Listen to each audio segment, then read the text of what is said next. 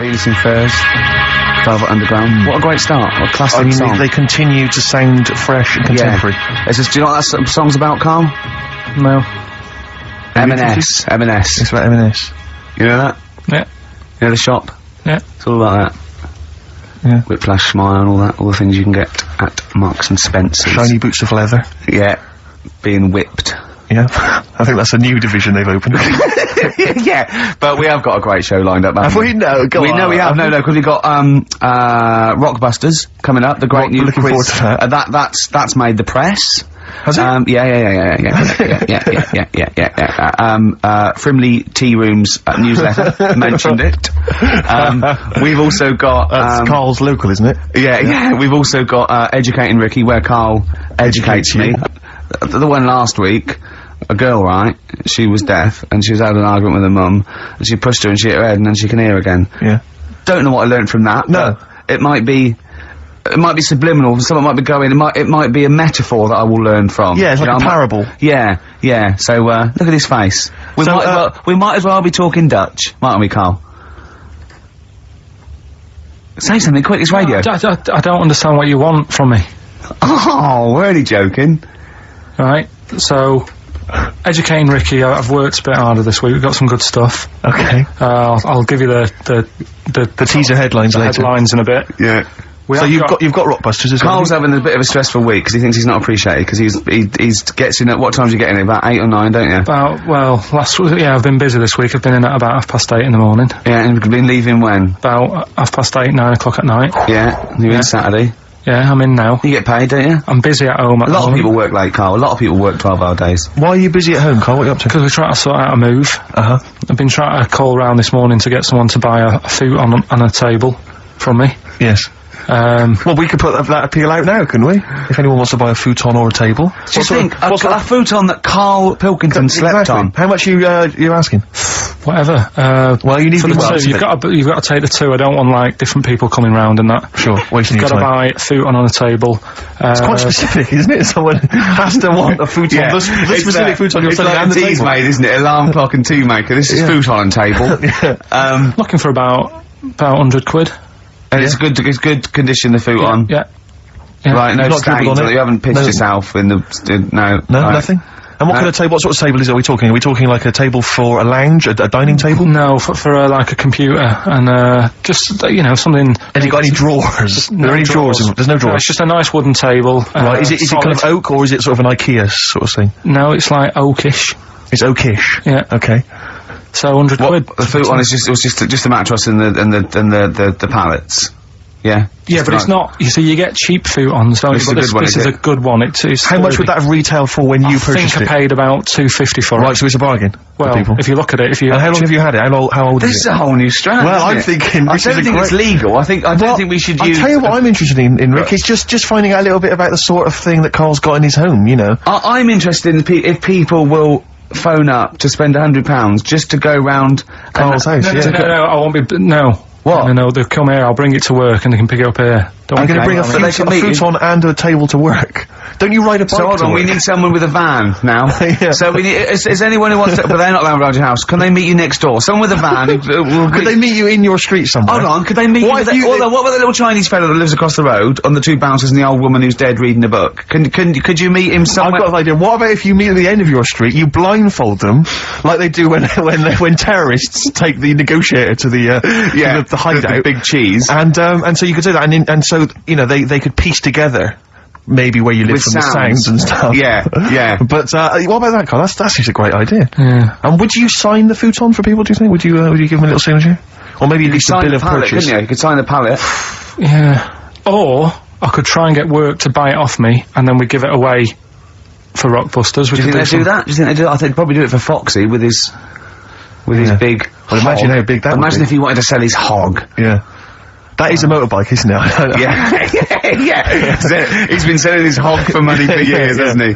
Oh dear. So, we'll see about that. So if people are interested, maybe email ricky.gervais@xfm.co.uk if you're interested in futon. Buy Karls Futon competition, £100 ONO. Exactly. Yeah?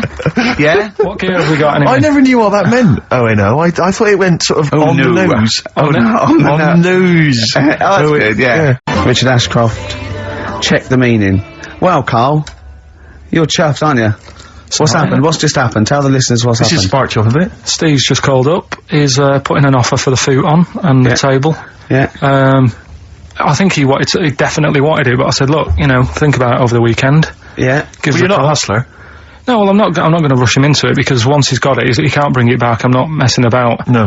So the bloke said, what sort of wood is it? Carl said, sort of like a light brown colour. He went, what, beach coloured? Carl went, depends what beach you're on. Which was nice.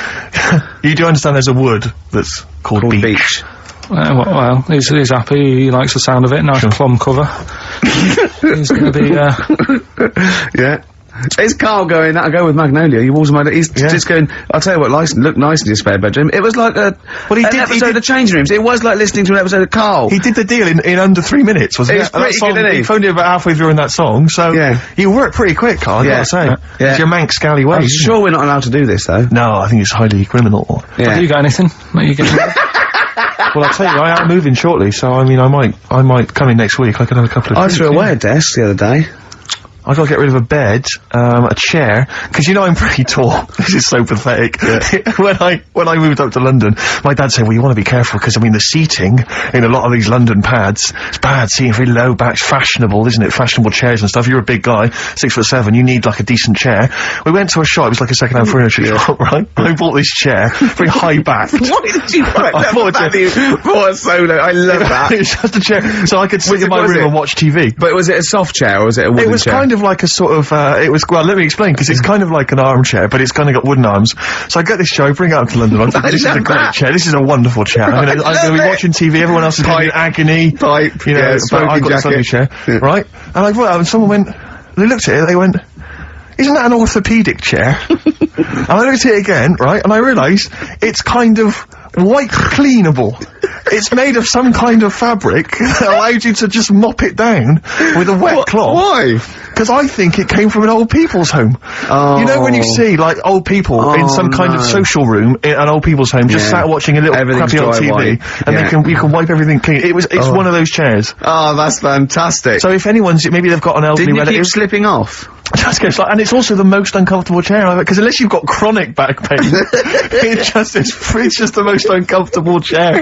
It makes you sit bolt upright, if not slightly forward. You've done a good sell on it. I think either the phones are going mental. How much do you want for that, Steve? If you've had a recent accident, or you've got a disabled, or someone in the house who's just elderly, then you might want to get in touch. I'm happy to. You can take that off, man, for 25 quid. This is so wrong. 25 quid. I'll take that. Maybe you're setting up an old people's home. You know, it's a little pet project. Yeah, you don't get a lot of grant. We can have, exactly. We can have, I mean, and because though Steve's such a high flyer, I mean, if it really is a good cause, they just give it to you.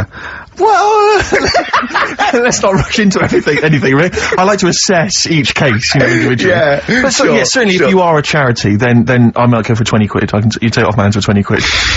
But otherwise 25, and I tell you, it's in good condition, because I haven't really selling it. 5 quid off if you really are. You know, and there were some stains, I've wiped them clean. You know, oh dear. Well, that's fantastic. So we've I'll tell you what we should resuscitate next week, Swap Shop. The multicoloured Swap Shop.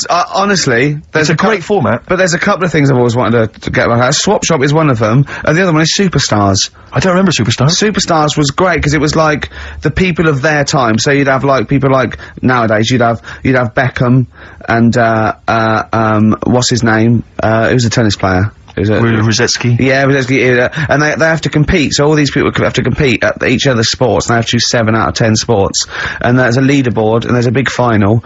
Oh, Keegan came off his bike. Brian Jacks always used to win it. No, it's real sports. It's proper sports. It's 100 metres, tennis, weightlifting, all the real sports. You can't do your own sport. Well, I know you're a pretty big guy now in British TV. You're a bit of a big shot. What do you reckon? Pull some strings? Let's get it back on there. Superstars. Superstars, sounds fantastic. Me, Johnny Vegas, Peter Kay. For the bigger fella, I think, maybe. The comedy superstars. What we got next? We've got a bit of Springsteen, haven't we? Let's play Springsteen. This is a track from his current album, The Rising. A lot of people think Bruce is a bit MOR, a bit middle of the road or whatever, but, you know, I just think, piss off. Yeah. I just think, screw you. I just think, get lost, you. Yeah. Imagine this, you're open top caddy. Yeah, you're just going around Route 66. You're going home maybe for Thanksgiving. Yeah. To see your folks. Just turn up the radio if you are. Play the tune. Probably Carl. not, though. That just reminded me when I brought a... So stop it for a second. Just realised when I brought a woman back and she saw the orthopaedic chair. You bring a woman back to your pad. Oh, it's embarrassing.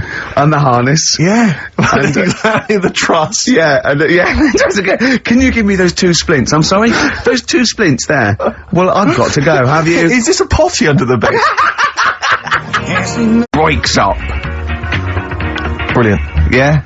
Yeah. Funny word, isn't it? It's a funny word. What other funny words are there, Although Carl? XFM's a funny word, I just say the letters out, because the word doesn't make sense. Just, let me just check Richard Anderson's email again, just remind myself of... Go on.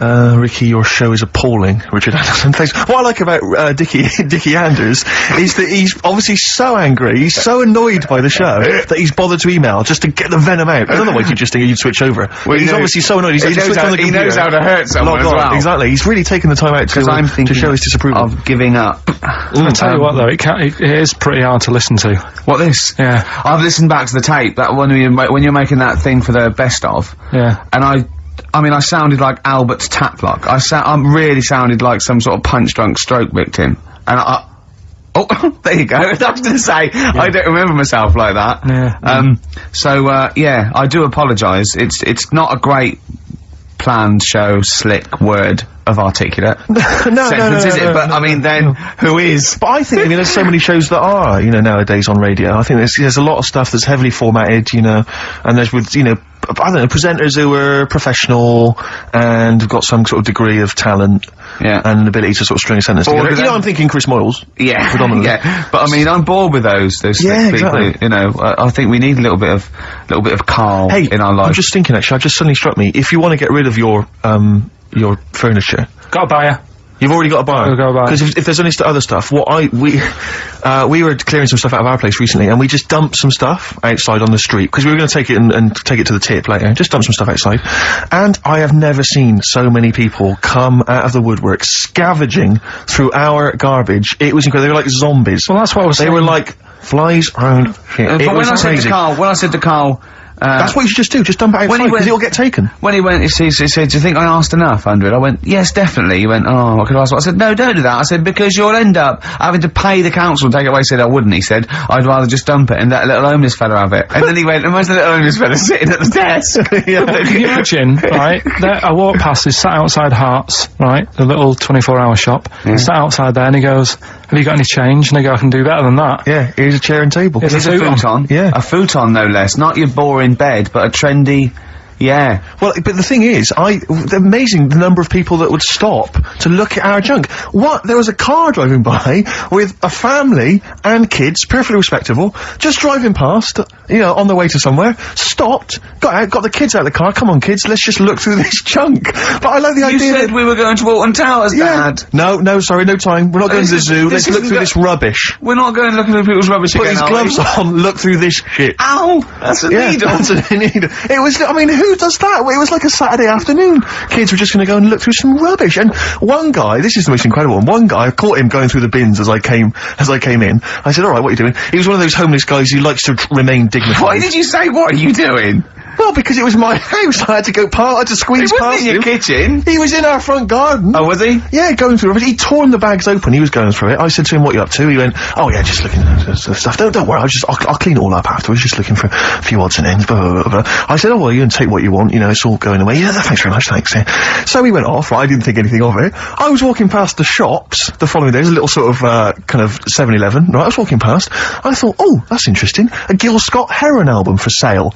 And I looked, I thought, wait a minute, this is all our rubbish. And the guy had set up like a little car boot sale outside the 7-Eleven on the pavement. He'd taken our junk, he'd marked on prices. There's like an old RAC book from 1976 that had been lying in the house, a Yellow Pages, and he'd marked up the prices. How much is Yellow Pages? So I'm glad you asked. What year was 50p, that from? I snapped it up. I thought that's a bargain. And, it was incredible, the cheek of just selling our junk.